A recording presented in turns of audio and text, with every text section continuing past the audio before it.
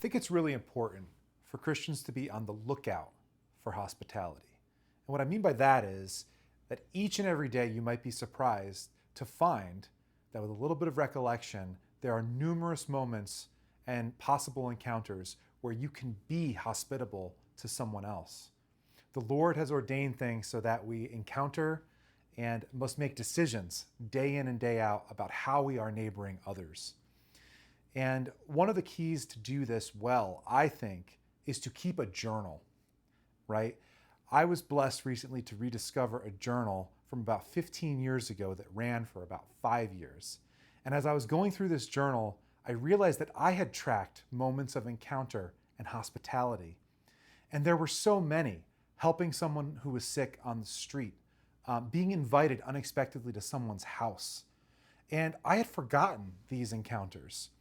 But if you take the time each and every day to recollect and think about what has happened, what has transpired, you'll realize that the Lord is giving you plenty of opportunities to practice hospitality, to grow in love for others. And it's not always easy. And I'll finish with a short reflection, which has to do with teachings from my mentor, Father Martin Laird at Villanova University, who wrote a tremendous book on contemplation called Into the Silent Land. And there's a fictional story within this book about a young man trying to live in a monastery.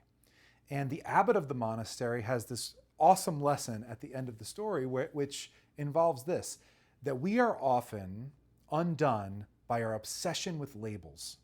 Labels that we think define a person, but really it's God who has authored and defined people. And while we are not the sun, if God is the sun, we are not the sun, we are rays of God's very own light.